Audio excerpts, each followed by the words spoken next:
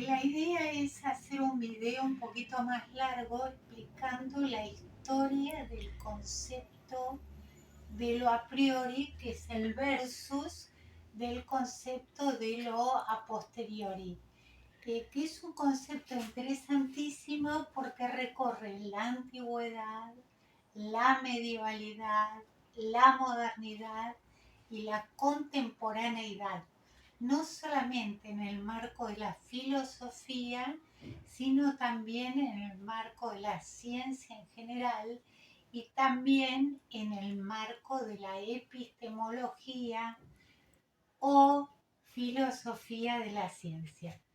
Lo primero que debo explicar que el concepto latino a priori y el concepto latino a posteriori hacen una primera alusión a algo anterior y algo posterior.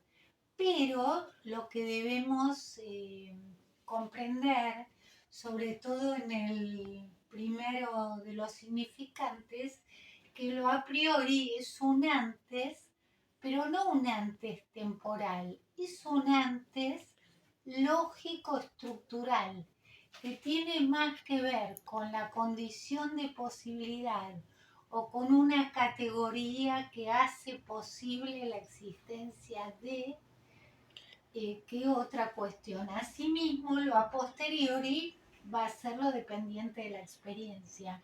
Entonces, el concepto de a posteriori sí tendría una alusión a la posterioridad o dependencia de lo empírico.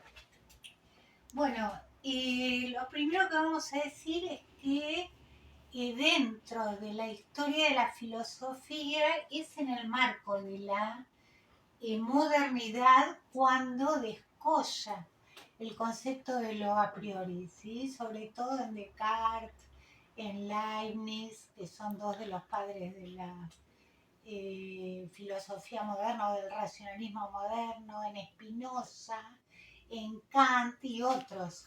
Pero es un concepto que ya aparece en la antigüedad, tratado por filósofos emblemáticos, por ejemplo Platón y Aristóteles, que hablan de las ideas, que hablan de lo analítico, que hablan de la razón. Entonces hay una alusión directa al concepto de lo a priori sin nombrarlo con ese significante. En realidad lo a priori tiene que ver con un conocimiento por causas, a diferencia de lo a posteriori, que es un conocimiento por efectos.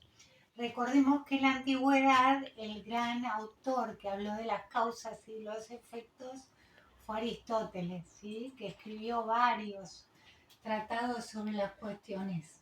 De este modo, el conocimiento de las causas o a priori es necesario, analítico, puro, racional, a diferencia del conocimiento por los efectos, que es a posteriori, contingente, sintético, aplicado y que depende de lo empírico y o de la experiencia.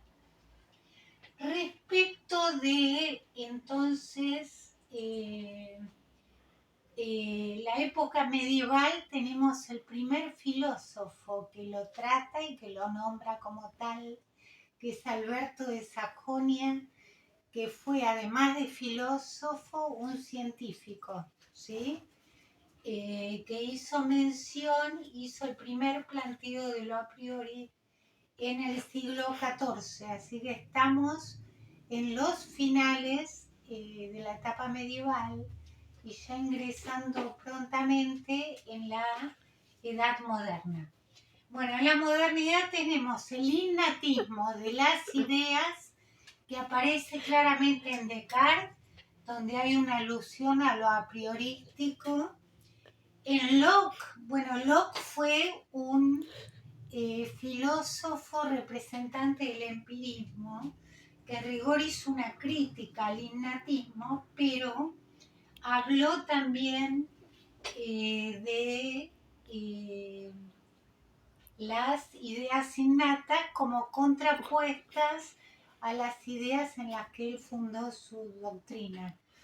Entonces, en el caso de Descartes hay toda una tradición moderna que la vamos a desarrollar en otro short y en otro video más largo, donde se habla de la claridad y la distinción que son las características de la evidencia cartesiana que tienen que ver con un ser puramente racional.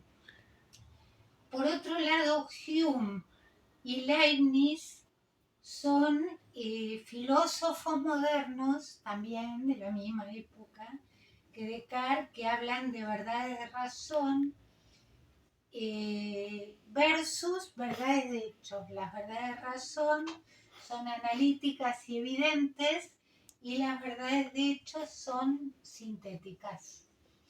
Llegando a Kant, bueno, Kant es un autor muy particular. ¿Por qué? Porque innova la filosofía, inaugura un modelo de filosofía crítica. ¿Por qué es crítica?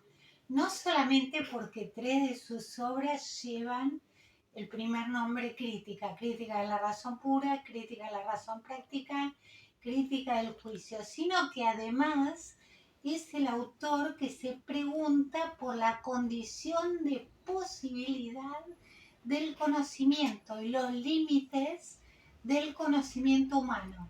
¿Es posible la ciencia? ¿Es posible la filosofía de la ciencia? ¿A través de qué vía? ¿A través de qué facultades? Entonces, Kant es el autor que menciona y explicita lo a priori alusivo a la necesariedad absoluta y a la formalidad pura.